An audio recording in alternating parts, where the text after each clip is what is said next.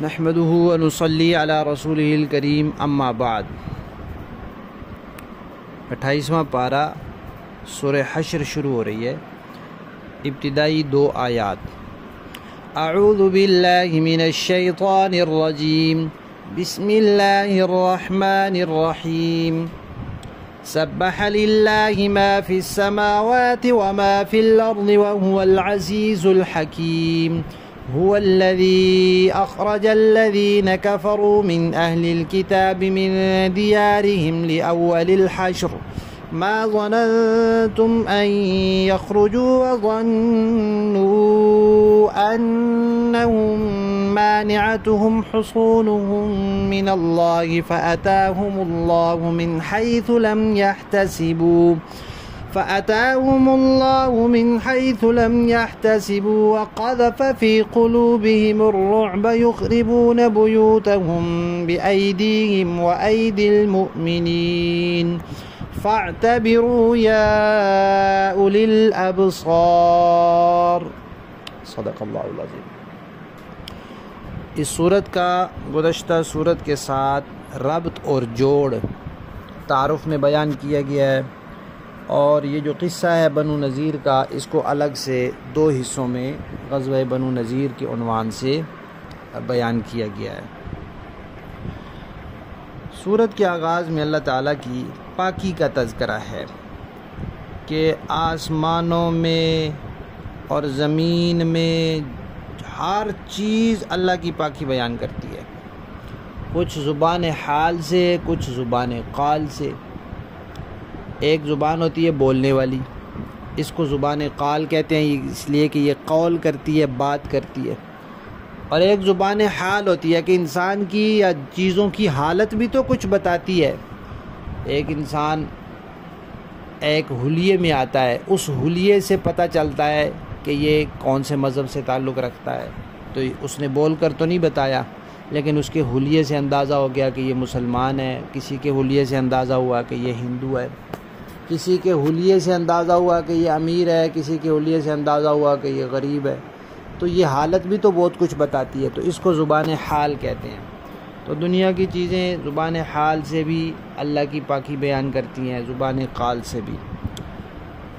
اور اللہ تعالیٰ بڑے زبردست ہیں، بڑی حکمت والے ہیں، ہر چیز پر غالب ہیں، اور جو بھی کوئی معاملہ فرماتے ہیں وہ حکمت والا ہوتا ہے، سمجھداری والا ہوتا ہے، دانائی دانش مندی والا ہوتا ہے۔ انسانوں کی سمجھ میں وہ حکمت آئے یا نہ آئے، جلدی آئے یا دیر سے آئے، لیکن حکمت ہوتی ہے۔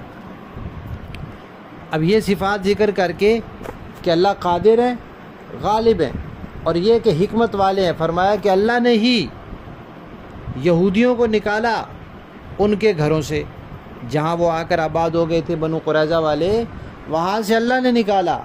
اللہ قادر نے نکال سکتے تھے، نکال دیا۔ اور کیوں نکالا؟ اس میں اللہ تعالیٰ کی طرف سے حکمتیں ہیں، اور صرف نکالا نہیں بلکہ حکم دے دیا کہ قیامت تک یہود و نصارہ کو جزیرہ عرب میں نہیں رہنے دینا، نہ یہودیوں کو، نہ عیسائیوں کو، نہ مشرکین کو۔ جزیرہ عرب میں کسی کافر کو رہنے کی اجازت نہیں ہے، کیونکہ یہ اسلام کا مرکز ہے، یہاں سے اسلام یہاں نازل ہوا ہے، یہاں سے پھیلا ہے۔ تو یہاں اسلام کے اندر یہ لوگ اگر کوئی شرارتیں وغیرہ کریں گے تو معاملہ بگڑے گا۔ تو اس بگاڑ سے بچانے کے لیے اب نبی تو اور آنا نہیں، آخری دین یہی ہے، قیامت تک اسی نے رہنا ہے، تو اس کی حفاظت کے لیے بھی یہ انتظام فرمایا۔ پھر 7 لفظ فرمایا کہ اہل کتاب کے کافروں کو ان کے گھروں سے نکالا اول حشر میں، پہلے اجتماع میں۔ اگر ایمان والوں کا پہلا اجتماع ہو تو بس جیسے اکٹھے ہوئے ان کو نکال دیا، لڑائی نہیں لڑنی پڑی۔ محاصرے کے لیے اکٹھے ہوئے تھے، اسی سے کام بن گیا، لڑائی کے لیے نہیں اکٹھا ہونا پڑا۔ اور اگر یہودیوں کا اکٹھ مراد ہو تو یہ ان کا اکٹھ ہوا پہلی بار، دوسرا اکٹھ پھر ان کا ہوا جب ان کو خیبر سے بھی نکال کے ملک شام بھیج دیا گیا۔ اس کے بعد فرمایا کہ دیکھو تمہیں یہ خیال نہیں تھا کہ وہ اتنے آرام سے نکل جائیں گے، اور ان کو یہ خیال تھا کہ ان کے قلعے ان کو بچا لیں گے۔ کیونکہ تمہارا خیال تھا کہ یہ بڑے اسلحے والے ہیں، بڑے جتھے والے، بڑی تعداد اور لشکر والے ہیں، بڑے مال اور ساز و سامان والے ہیں، تو یہ لڑیں گے، یہ لڑائی کر کے میدان جما کر کوئی فیصلہ کریں گے، لیکن وہ بغیر میدان جمائی نکل گئے۔ تو تمہارا جو خیال تھا کہ یہ لڑیں گے، وہ بھی اللہ تعالیٰ نے اس کا موقع بھی نہیں آنے دیا اور ان کے دلوں میں رعب ڈال دیا۔ اور ان کا یہ خیال تھا کہ ان کے بڑے مضبوط قلعے ہیں، وہ ان کو بچا لیں گے، ان کا خیال بھی غلط ہو گیا اور ان کے قلعے ان کو نہ بچا سکے۔ کیوں؟ اللہ نے ان کے دلوں میں رعب ڈال دیا۔ اللہ کا حکم، اللہ کا لشکر ایسی جگہ سے آیا کہ ان کا گمان بھی نہیں تھا۔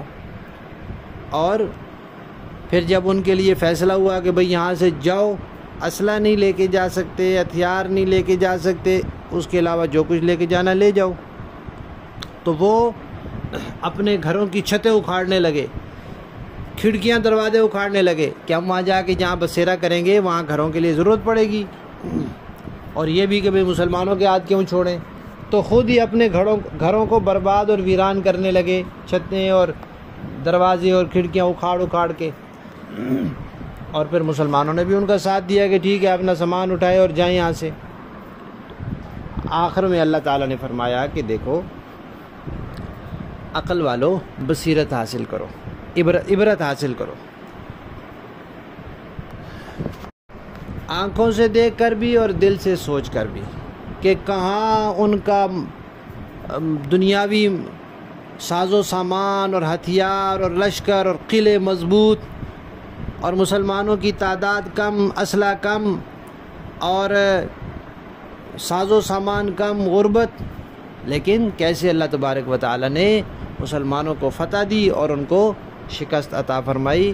تو اس میں عبرت حاصل کرنے کے بڑے اسباق ہیں۔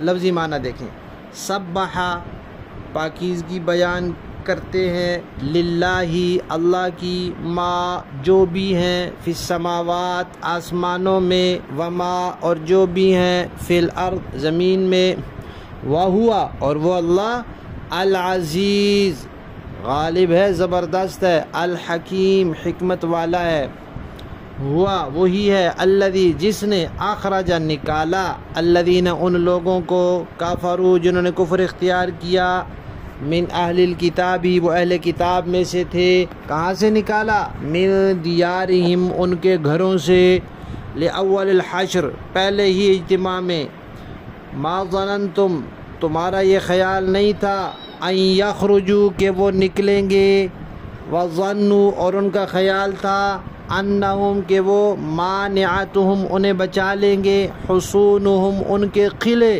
من اللہ اللہ سے بچا لیں گے، فَأَتَاهُمُ اللَّهُ تو آیا ان پر اللہ، یعنی اللہ کا لشکر آیا یا اللہ کا عذاب آیا، من حیث ایسی جگہ سے کہ جہاں سے، لم یحتسبوا ان کا خیال بھی نہیں تھا، گمان بھی نہیں تھا، وَقَذَفَ اور ڈال دیا اللہ نے، فی قلوبہم ان کے دلوں میں، الرعب رعب ڈال دیا، یخربون وہ برباد کرنے لگے، بیوتہم اپنے گھروں کو، بِأَیْدِیہم اپنے ہاتھوں سے بھی، وَأَیْدِی الْمُؤْمِنِین اور ایمان والوں کے ہاتھوں سے بھی، فَاعْتَبِرُوا عبرت حاصل کرو، یا اولی الابصار اے عقل والو، عقل والو بھی ہو سکتا ہے اور آنکھوں والو بھی ہو سکتا ہے۔ اگر اس کو بصارت سے لیں تو معنی ہوگا آنکھوں والے، اور اگر بصیرت سے لیں تو معنی ہوگا عقل والے، سمجھ والے۔ باب محاورہ دیکھیں جی، سبح للہ ما فی السماوات وما فی الارض وهو العزیز الحکیم، آسمانوں اور زمین میں جو بھی کوئی چیز ہے اس نے اللہ کی تسبیح کی ہے، اور وہی ہے جو زبردست ہے، حکمت والا ہے۔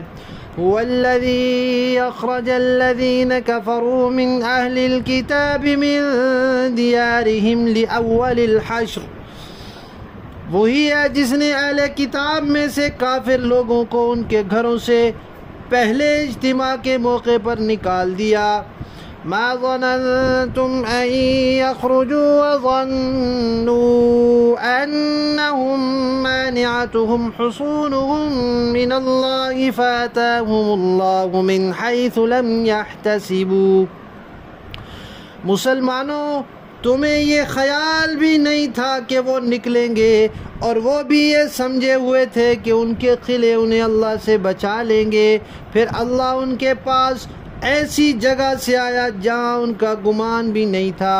وَقَذَفَ فِي قُلُوبِهِمُ الرُّعْبَ يُخْرِبُونَ بُيُوتَهُم بِأَيْدِيهِمْ وَأَيْدِي الْمُؤْمِنِينَ، اور اللہ نے ان کے دلوں میں رعب ڈال دیا کہ وہ اپنے گھروں کو خود اپنے ہاتھوں سے بھی اور مسلمانوں کے ہاتھوں سے بھی اجاڑ رہے تھے۔ فَاعْتَبِرُوا يَا أُولِي الْأَبْصَارِ، لہذا اے آنکھوں والو عبرت حاصل کر لو۔ صدق اللہ العظیم۔